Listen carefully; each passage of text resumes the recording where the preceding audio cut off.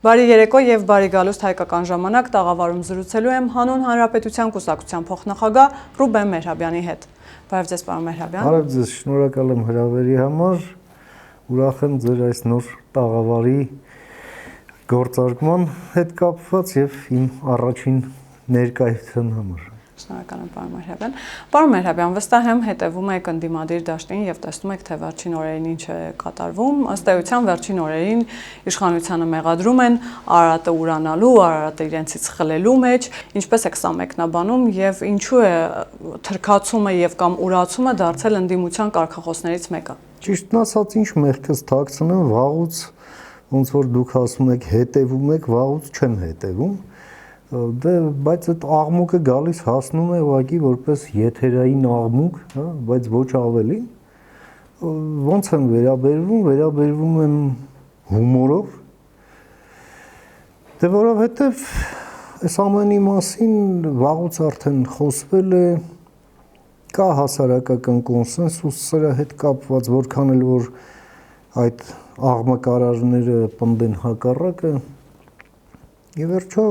գոյություն ունեն միջազգայինորեն ճանաչված սահմաններ եւ Հայաստանի Հանրապետությունը ընկալվում է հենց այդպես, Հայաստանի քարտեզը մակում հենց այդ միջազգայինորեն ճանաչված սահմաններով է ներկայացված եւ ուրիշ անձնագիր մեր պետությունը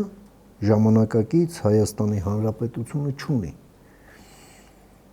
Կա նաև, այսպես ասենք, մի բերվել է իբր իրար հակասող գաղափարներ, հա, պատմական Հայաստան եւ իրական Հայաստան։ Ես համաձայն չեմ, որ դրանք նույնիսկ չեն էլ հատվում իրար։ Պատմական Հայաստանը դա պատմություն է, իրական Հայաստանը քաղաքականություն է։ Քաղաքականությունը չի կարող հիմնված լինել պատմական կատեգորիաների կամ պատմության գրքի պարագրաֆների վրա։ Դա իրական քաղաքականության հետ որովհետև կապ չունի։ Սրա մասին է խոսքը։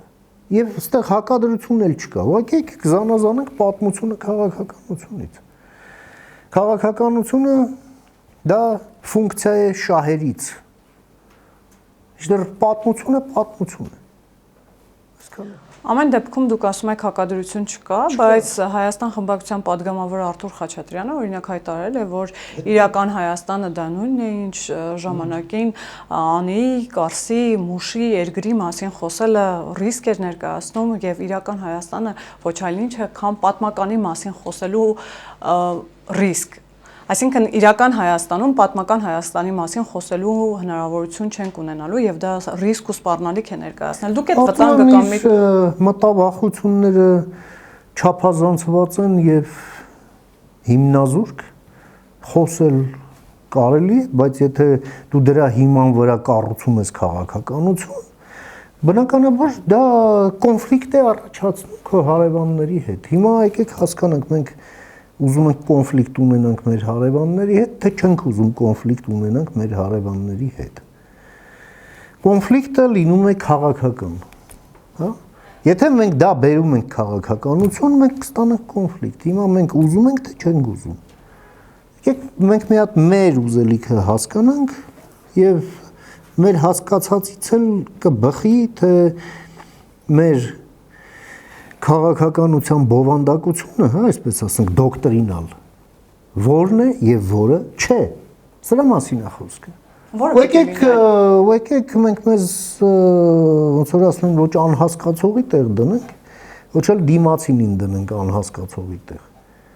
Ինչն է որը։ Որը պիտի լինի այդ քաղաքական բովանդակությունը։ Այն ամենը, ինչ տեղավորվում է, կրկնում եմ, մեր միջազգայինորեն ճանաչված սահմաններում։ Այն ինչ որ դուրս է գալիս, դա արդեն քաղաքականություն չէ, հա, հասկացանք։ Ինչա մեզ արգելված է Կիլիկյան Հայաստանի պատմությունն ուսումնասիրել, ոչ։ Կիլիկյան Հայաստանի մասին պատմական գրականություն կարդալ, գրել, ստեղծել, նոր, չգիտեմ, աղբյուրներ ուսումնասիրել, այդ ուսումնասիրությունները տպել, չգիտեմ, եւ այլ, իհարկե ոչ։ Բայց եթե դուք դրա հիման վրա ձևավորում եք ձեր այսօրվա քաղաքականությունը, դա խնդրեմ է դառնում։ Շատ պարզ է ամեն ինչ։ Էլ եմ ասում, ստեղ հակադրություն չկա ու չի կարող լինել։ Պատմությունը թողեք պատմությանը, քաղաքականությունը կառուցեք շահերի եւ իրողությունների վրա։ Սա է ժամանակակից պետության մասին պատկերացումը, ցանկացած պետության։ Այդ ցանկացած պետության մեջ էլ ինչ ասեք եղել է։ Այն Անգլիայի գերբի վրա գրած է ֆրանսերեն։ Ֆրանսերեն է գրած։ Դա գալիս են 100-ամյա պատերազմից։ 100-ամյա պատերազմ։ Չէ՞։ Դու է mon droit, հա, ես եւ իմ իրավունք, Աստված եւ իմ իրավունք։ Դա ոնց որ անգլիական միապետության այսպես սկզբունքն էր, հա, միապետը որ Աստված եւ միապետի իրավունք։ Հա գրածա ֆրանսերեն եւ ոչինչ։ Հիմա Արարատ լեռան։ Հա Ժաննա Դարկի մասին հիշելը արգելված է ֆրանսերեն։ Չէ, Անգլիայում, չէ։ Ոչ։ Նապոլեոնի մասին էլ նույնիսկ, որ ամբողջ Եվրոպան ոտնատակ տվեց, սենա կոնյակ էլ կա, չգիտեմ, թխվածք կա, գժանոցում էլ ոմանք իրենց Նապոլեոն են կոչում, ի՞նչն է արգելված։ Պարոն Մեհրաբյան, քանի որ ընդդիմությունը սա որակում է որպես նաև Սերդար Քլեչի այցելության գին, դուք այստեղ տեսնում եք զուգահեռներ։ Ոչ, չենք տեսնում։ Ես այստեղ տեսնում եմ Հայաստանում պետական ընկալումը, թե մենք ինչ ենք ուզում եւ մենք ինչ չենք ուզում։ Այլ հարց է, կրկնում եմ, այլ հարց է։ Ես դրա մասին թե ձեր եթերներում, ձեզ հետ քննարկումներում, հարցազրույցներում ասել եմ դրա մասին, թե այլ լրատվամիջոցներում։ Մեր պետությանը բացակայում է մի շատ կարևոր օղակ, որը ուղղակի ցանկացած պետության համար անթույլատրելի է 21-րդ դարում։ Դա ռազմավարական հաղորդակցությունների օղակն է պետական մեքենայում։ Հարց եմ տալիս, ուր է Հայաստանի ռազմավարական հաղորդակցությունների դեպարտամենտը։ Չկա, գոյություն չունի, հասկանում եք։ Դրա համար էլ սենց տնավարի ոտի վրա կգան կբացատրեն, ոտի վրա կբացատրեն, նրանք էլ ոտի վրա ինչ ասեն կասեն։ Ու սենց 7 տարի հետո ստեղծեք այդ դեպարտամենտը։ 3 տարի առաջ կար խոսակցություն, որ եկել են, շուտ փորձում են, սկսում ենք, հեսա, շուտով, վաղը, մյուս օրը, ուր է։ Հիմա մանավանդս օգոստոսի 8-ի համաձայնություններից հետո ահռելի ծավալի տեղեկատվություն կա, որը պետք է հաղորդակցել հասարակության հետ։ Դա մասնագիտություն է, սա տնավարի չի էլի։ Դա պետք է արվի ինստիտուցիոնալ ձևով, առանց այդ դեպարտամենտի չի լինի, ոնց բացատրեմ։ Չի լինի։ Բերեք մարդկանց, պատրաստեք կադրերին եւ դրեք աշխատանքի։ Օրինակ վերցրեք հենա։ Միջազգային փորձ կան, այնց չի որ մենք ինչ-որ առաջամարտիկ ենք էլի դա։ Բացարձակ։ Պարոն Մեհրաբյան, օգոստոսի 8-ից խոսեցիք, քանի որ ընդդիմությունը այսպես շատ ապոկալիպտիկ պատկերացումներ ունի եւ ապոկալիպտիկ է ներկայացնում այս փաստաթուղթը իրենց համար սա ոչ միայն խաղաղություն բերող չէ, այլև պատերազմի մոտեցնող է, որոշներն ասում են, որ սրանից շահում է Ադրբեջանը, Թուրքիան, բայց ոչ Հայաստանը, հասարակության մոտ ինչպիսին է տրամադրությունները, այսինքն ամեն դեպքում կա այդ ընկալումը, որ այս փաստաթուղթը նաև մեզ է պետք, մեր հասարակությանն է պետք եւ ամեն դեպքում այն մեզ մոտեցնում է խաղաղության։ Իհարկե կա, բայց նաև տեսեք դուք այդ մարդկանց եք վկայակոչում, ովքեր հակառակն են պնդում, ապոկալիպտիկ, ավելին ասեմ, չարորակ եւ թունավոր պրոպագանդային տանում նաև Սփյուռքում։ Եվ դա անում են այո դաշնակները եւ բևեռականները։ Նպատակը ո՞րն է։ Նպատակն է խափանել այս ամենը։ Խափանել այս ամենը եւ նաեւ Սփյուռքին հերրու պահել ներգրավելուց այս գործընթացին, որի հիմքում հայ-ամերիկյան համաձայնություններն են։ Ի վերջո օգոստոսի 8-ը դա հունվարի 14-ին Միացյալ Նահանգներ Հայաստան այդ ռազմավարական գործընկերության խարտիայի կետերին ի կատարումն է տեղի ունեցել։ Այսինքն Հայաստանն ու Միացյալ Նահանգները այդ կետերի շուրջ համաձայնություն են ունեցել արդեն հունվարի 14-ին։ Այդ հիման վրա Ադրբեջանին առաջարկվել է գործարք։ Եվ եթե հունվարի 14-ի դրությամբ Ալիևը տրամադրված չէր դրան եւ տրամադրված էր միանգամայն այլ բաների, ինչի մասին նա չէր թաքցնում, մեկ էլ փոխվում են պայմանները եւ Ադրբեջանը համաձայնվում է այդ գործարքին եւ դա համարում բարիք իր համար։ Հիմա դա լավ է թե լավ չի։ Իհարկե դա լավ է։ Մեր համար էլ Ադրբեջանի համար էլ Միացյալ Նահանգների համար էլ։ Ում համար լավ չի։ Իսկ ում համար լավ չի։ Ում համար լավ չի, մեր դարավոր բարեկամի ճակերտավոր իր համար լավ չի, նաև իր հիբրիդային պատերազմում հենց իր կողմում խրամատի գտնվող այստեղի պրոքսիների համար լավ չի, որոնց էլ դուք վկայակոչում եք, թե ինչ են ասում, ինչու են ասում, ինչ ողբուլաց են դրել, գիկոս են թաղում, հողը գլխներին են տալիս եւ այլն։ Լևոն Զուրաբյանն էլ հայտարարել է, որ նույնն էլ Լևոն Զուրաբյանը, ինչ տարբերություն Լևոն Զուրաբյանի ու այն մնացածի միջև։ Կա տարբերություն։ Սա անուն ազգանունը տարբերվում է, բայց բացի անուն ազգանունից ոչ մի բանով չի տարբերվում։ Պայմանական Լևոն Զուրաբյանը։ Չկա տարբերություն։ Դե օրինակ խորհրդարանական ընդդիմությունն ասում է մենք կգանք եւ կբերենք արժանապատիվ խաղաղություն, Լևոն Զուրաբյանն ասում է մենք կգանք եւ կբերենք իրական խաղաղություն։ Դուք հաստատում եք իմ ասածը, որ տարբերություն չկա։ Անուն ազգանունների տարբերությունից բացի։ Վերջ։ Պարոն Մեհրաբյան, նաև Թուրքիայից խոսենք։ Թուրքիային հետաքրքրված է հայ-ադրբեջանական հակամարտության կարգավորմամբ, քանի որ վերջին շրջանում մի քանի հայտարարությունների ականատես եղանք։ Ֆիդանը հստակ ժամկետ էր նշել, թե երբ կարող է ստորագրվել Հայաստանի եւ Ադրբեջանի միջև խաղաղության պայմանագիրը եւ ըստ այդմ կարող է բացվել նաև Թուրքիայի եւ Հայաստանի սահմանը։ Ըստ Թուրքիային իրապես պետք է հայ-ադրբեջանական կարգավորում։ Թուրքիային պետք է,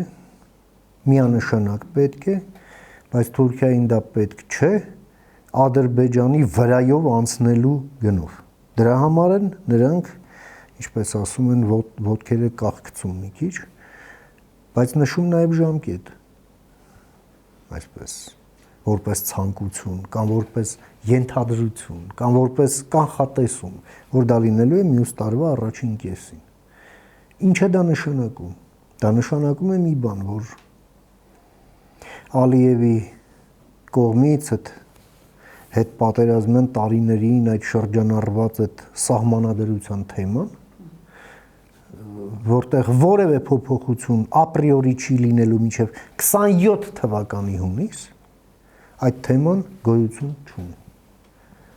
Ֆիդանի ասածը դրա մասին էր։ Այսինքն հայ-թուրքական հարաբերությունների բանալին ամեն դեպքում Բաքվում է։ Ես համաձայն չեմ նման կատեգորիկ պնդմանը,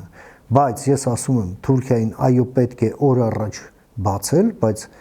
Թուրքիային պետք չէ դա անել Ադրբեջանի վրայով անցնելով։ Դրա համար Թուրքիան արագացնում է Ադրբեջանին եւ ես կարծում եմ որ նաեւ Միացյալ Նահանգները որոշակի, այսպես ասենք, հորդորներով հանդես կգան հատկապես Ադրբեջանի հետ էներգետիկ ոլորտին վերաբերող բանակցություններում եւ այդ էներգետիկ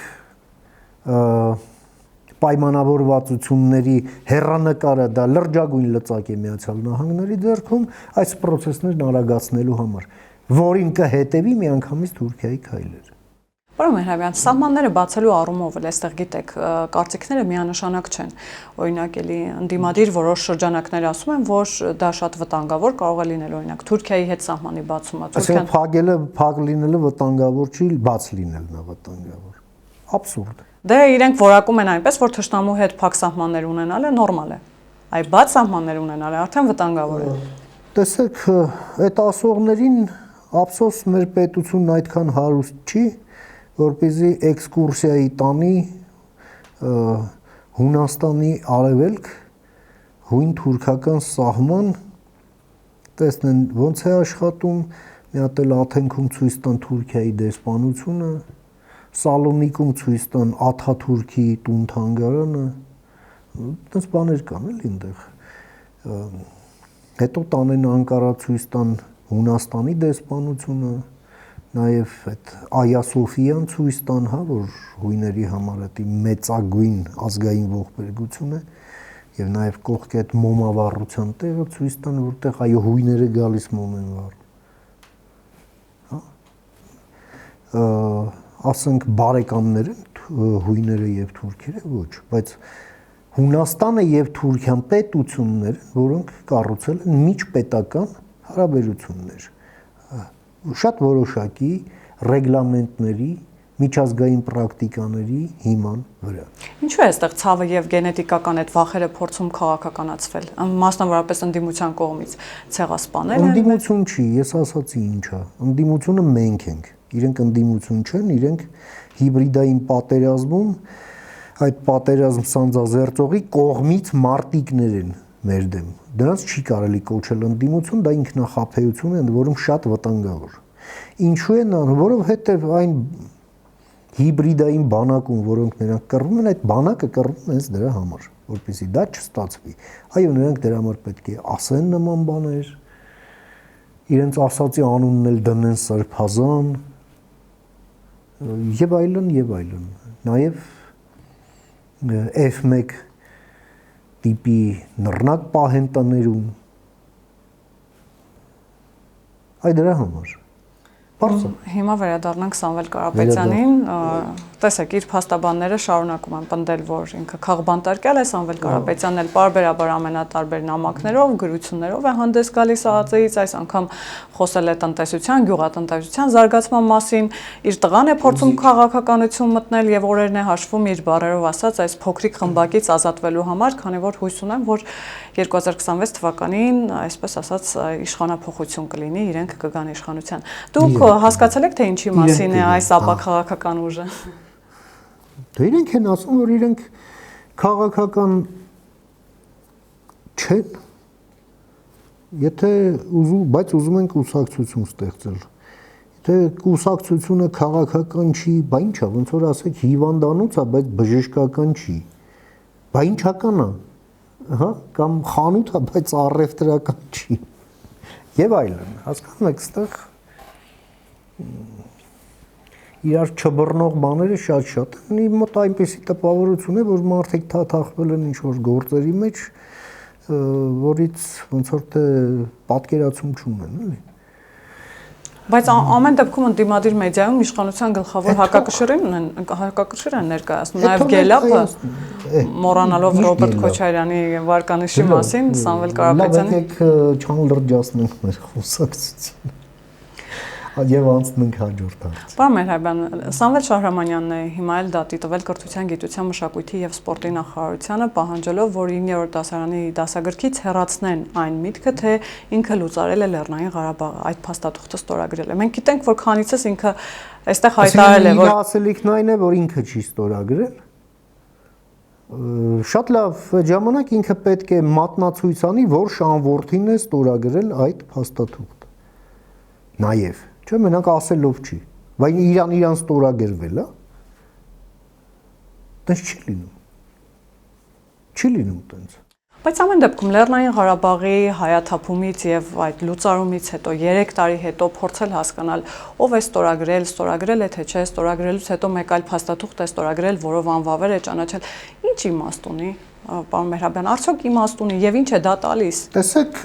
բայց իմաստ ունի այն մասով, որ պետք է իրերը կոչել իրենց անունները, ինչ է նշանակում ինքը չի ստորագրել, բա ով է ստորագրել։ Դրանից 2 շաբաթ առաջ ուռա գոռալով իշխանություն փոխեցիք։ Մնացիք 2 շաբաթ եւ 2 շաբաթից հետո էլ ստորագրեցիք, ինչ ստորագրեցիք։ Սրանից այն կողմին չեք ուզում։ Ում եք ինչի տեղ դնում, հա, ասենց ասենք։ Եվ ինչի համար։ Այո, դասագրքում էլ պետք է նշված լինի իրականությունը մեկին մեկ ճշմարտացիությամբ։ Թող դա դիտա եւ փորձի ապացուցել հակառակը, որ իրան է ստորագրվել։ Իդեպ նույն ճանապարհով է նաև գնում Սամվել Կարապետյանը, Բագրատ Գալստանյանն էլ կալանավայրից աչուծախ բոլորին այսպես դատական հայցեր է ներկայացրել։ Դա ին դեմ էլ Սամվել Կարապետյանը ինչ որ դատական հայց ներկայացրել, իբր ես իրեն վիրավորել եմ մի գրառմամբ, որտեղ ես ընդհանրապես իր անունն էլ չեմ տվել։ Ինչի՞ց է վիրավորվել, չեմ հասկանում։ Հա դե բնական այդ ամեն ինչն արվելու է մի բանի համար մարդկանց լրացնել։ Իսկ ստացվում է։ Մարդկանց լրացնել ինչի համար, որովհետև գիտեք ինչ ոչ չի ստացվում, չի ստացվի։ Չի ստացվի, որովհետև խոսքը չի գնում եզակի մարդկանց մասին, խոսքը գնում է համընդհանուր հասարակական վերաբերմունքի մասին։ Դուք մի հատ որ հարցնեք մարդկանց, ասենք ձեր խոսափողը վերցնեք եւ դուրս գաք փողոց ու այդ հարցերը տակ մարդկանց, մի քանի տասնյակ դատական գործերի մատերիալ կհավաքվի, էլի, եթե դրան տենց դատական հարթության վրա մոտենան։ Մարդիկ նես բաներ կասեն ու ականջները կփակեք։ Ձեր խոսափողն էլ կթոռո մի տեղում։ Հետևաբար անիմաստ է, հասկանում եք։ Պարոն Մերաբյան, նաև եկեղեցու շուրջ ստեղծված այս ճակերտավոր ասած կրքերը չեն հանդարտվում, Հովանավանք վանական համալիրի հոգևոր հովիվ Տեր Արամը 3 հանրայինի տաղավարում էր եւ հայտարարեց, որ ինքը 2021 թվականին բոլոր ընդդիմադիր շարժումներին մասնակցել են, որոնք ոչ իր ցանկությամբ, վերադասի ցանկությամբ եւ նաև իրեն պարբերաբար սպառնացել են կարգալույց անել, որովհետեւ կասկածներ են ունեցել, որ ինքը այլ քաղաքական հայացքներ ունի, այն է փաշինյանական է եւ այսպես շարունակ։ Այսօր էլ ես տեսա, որ արդեն Տեր Արամին որակում են Հուդա, որ դավաճանել է 30 արծաթի դիմաց։ Տեր Արամին Հուդա ասողներն իրենք են Հուդա, որովհետև իրենք եւ այդ խմբակը հայ առաքելական եկեղեցին վերածել են չեկիստական ռուս ուղղափառ եկեղեցու կցորդի։ Եվ Տեր Արամը, Տեր Արամի նման այլոք, այո, դեմ են դուրս եկել դրան եւ երեմ ասում տերմինաբանական ստեղ ճշգրտման խնդիր կա։ Դրանք ընդդիմադիր շարժումներ չեն։ Դրանք հիբրիդային պատերազմի մաս են մեր պետության դեմ։ Մենք քանի ունենք սխալ ախտորոշում, մեր բուժումը լինելու է սխալ եւ հիվանդությունը գնալու է ավելի խորը։ Այսինքն եկեղեցին ներգրավված է։ Այո, եկեղեցին դարձել է Ռուսաստանի կողմից մեր դեմ տարվող հիբրիդային պատերազմի բութ գործիք։ Եվ Տեր Արամի համախոհ բազմաթիվ հոգևորականներ դուրս են գալիս դրա դեմ։ Չի կարող հայ առաքելական եկեղեցին լինել հայ ժողովրդի դեմ, եկեղեցու հետևորդների դեմ։ Չի կարող ուղղակի։ Բացառվում է եւ հետեւապես այդ խումբը պետք է լքի վեհարանը, ազատի վեհարանը։ Նույնիսկ Ստալինի ժամանակ էին եկեղեցին, այո, եւ ընդդիմանում էր եւ գործակցում էր պետության հետ, բայց դա օտար պետություն էր։ Հիմա մենք տեսնում ենք թշնամական վերաբերմունք Հայաստանի Հանրապետության նկատմամբ այդ խմբակի կողմից եւ մեծ այսպես խոնար հեզաճկուն այսպես մի ակնածանք Պուտին հայրիկի եւ իր թերմացքի հանդեպ։ Հասկանում եք։ Պարոն Մերաբյան, ինչու է եկեղեցու մասին խնդիրների բարձրաձայնելը այսքան սուր ընկալվում մեկ այլ հոգևորականի կողմից։ Ես այսօր նկատեցի, որ Տեր Արամի մասին բազմաթիվ էին այդպիսի որակումները, որ նա դավաճանել է ըստ էության հայրապետին, նա ինչով է դավաճանել։ Տանիքից գաղտնիքը դուրս է հանել եւ կամ Հուդա է 30 արծաթի դիմաց ծախել է։ Իսկ հայ առաքելական եկեղեցում գաղտնիքներ կան։ Ինչ գաղտնիք։ Ինչա դավադրությունը ինչա, գաղտնիքը հանելա դուրս։ Ուրեմն ես նման հետևություն պետք է անեմ։ Ինչ գաղտնիք կարող է լինել եկեղեցում։ Ինչ գլխավոր շտաբն է, թե ԱԱԾ-ն, ունդեղ կան գաղտնիքներ։ Բատեղ ինչ գաղտնիք կա։ Ինչ գաղտնիք։ Ինչ գաղտնիք։ Այսինքն դուք ստորություն եք արել այդ մարդը վերկացել իրերը կոչել իր անուններով, այդ գաղտնիքա բացել։ Այդ ձեր գաղտնիքը ձեր գլխով պիտի տան։ Եվ դուք ինչ եք կարծում տևական ժամանակ Եկեղեցին պետք է մաքրվի եւ ոչ միայն կուսակրոնության մասին, ինչի մասին միայն դրա մասին է ասում Հայաստանի վարչապետը։ Հա, դա խնդիր է։ Եվ դա ներեկեղեցական խնդիր է, բայց պետությունը խնդիր ունի այստեղ։ Եկեղեցին չի կարող մեր դեմ տարվող հիբրիդային պատերազմի բուտ գործիք ծառայել։ Այդ գործիքը պետքա ջարդվի։ Դա պետության պարտականությունն է։ Հասարակության առաջ, որը ելնում է իր մանդատից։ Բարի եղեք, մեր դեմ պատերազմի այդ գործոնները ներսում վերացրեք։ Այո, Ռուսաստանը չպետք է ունենա հնարավորություն մեզ վրա հարձակվել մեր ներսից։ Սա ով պիտի լուծի այս հարցը։ Եթե ոչ պետություն։ Բարի եղեք, իրերը կոչեք, դիագնոզները տվեք ճիշտ, իրերը կոչեք իրենց անուններով եւ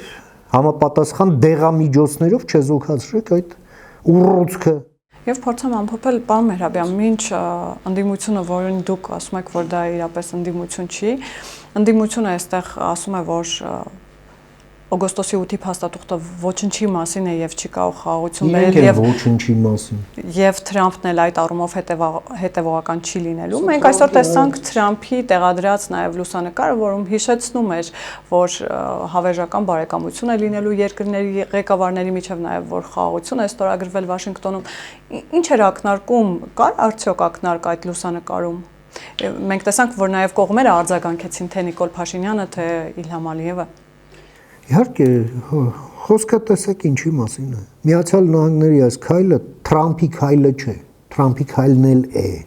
բայց միայն Թրամփի քայլը չէ։ Սա ամերիկյան պետության ինստիտուցիոնալ քայլ է, սա ռազմավարություն է։ Ռազմավարություն, որը վերաբերվում է այն միջին միջանցքին, որը կենտրոնական Ասիան կապում է սև եւ միջերկրական ծովերի հետ, եւ մենք դառնում ենք դրա մասը։ Այո, մեր մասով այդ ճանապարհը կրում է Թրամփի անունը, դե որովհետև այդ օգոստոսի 8-ի դրությամբ ով էր Միացյալ Նահանգների նախագահը, Դոնալդ Թրամփը։ Լիներ ուրիշը, կոչվեր ուրիշի անունով, բայց սա ամերիկյան պետության քայլն է, ամերիկյան պետության ռազմավարությունն է, ամերիկյան պետության հարաբերություններն են հայկական պետության հետ, Հայաստանի Հանրապետության հետ։ Այս խոսակցությունները, որոնք դուք վկայակոչում եք, դրանք են ոչ մի բանի մասին, այդ խոսողներն են ոչ մի բանի մասին։ Իրենք իրենց են գեղամեջի ծառի տակի մակարդակից մի մետր անգամ չեն վեր բարձացել մի սանտիմետր եւ չեն էլ բարձրանա եւ անիմաստ է նրանց ասածները քննարկել, հերքել, չգիտեմ, եթերային ժամանակ ծախսել ոչ մի բանի վրա։ Եվ քանի որ վարչապետը իր պատասխանում նաև ասել էր, որ հետևողական է լինելու թրիփի կյանքի կոչման առումով, ինչ սպասել այս իմաստով, պարոն Մեհրաբյան, նաև գիտենք, որ օրերս պետդեպի ներկայացուցիչը հայտարարեց $145 միլիոն տրամադրելու մասին, այսինքն գետնի վրա շուտով շոշափելի արդյունքներ կլինեն։ Տեսեք, ամբողջ այս օգոստոսի 8-ի համաձայնությունները շատ են քննարկում, չէ՞, իսկ ինչ սպառնալիքներ կան դրա տակ, եւ այլ, ու սկսում են գիտահետազոտական բաներ ինչ-որ մոգոնել, բայց այդտեղ իրական մի վտանգ կա, դանդաղացնել եւ ոչինչ չանել, այ դա վտանգավոր կլինի, որովհետեւ մենք հասկանում ենք, որ այս հնարավորությունը, այս առաջարկը, այսպես անվերջ եւ ապրիորի չէ, այլ ունի որոշակի ժամանակային սահմանափակում, որի մեջ մենք այդ պատուհանով պետք է անցնենք։ Իսկ ինչ է դա նշանակում, երբ դուք էլ ասում եք, ինչ առաջիկայում ինչ քայլեր, քայլերն այն է, որ պետք է շատ արագ այդ մեկնարկային, հա, այդ փուլը պետք է ավարտին հասցվի, հա, այդ իրավաբանությունը, հողահատկացումը, կոնսորցիումի ստեղծումը, տենդերի հայտարարումը, հա, տենդերի պարամետրերը հասարակությանը ներկայացնելը, այդ ոչ տեղեկատվությունը հաղորդակցելը հասարակության հետ այն ինչ որ չկա ու ոչ թե տնավարի sense դե լավ արի ասենք մի հատ էլ ինձ եք կանչում եկեք մի հատ էլ դուք ասեք մի հատ էլ չէ լավ այս տղեն ասի կամ այս աղջիկն ասի դա տենց չի արվում դա դեպարտամենտը պարբերական այսպես համակարգված հաղորդակցություն է իրականացնում բոլոր հարթուկներից հասկանում եք սա ինստիտուցիոնալ մոտեցում է պահանջում այս տնավարի տատիկի գործած վիճակներից պետքա դուրս գալ Շնորհակալ եմ պարոն Մեհրաբյան Հիշեցնեմ որ զրուցում էի հանուն հանրապետություն կուսակցության փոխնախագահ Ռուբեն Մեհրաբյանի հետ կհանդիպենք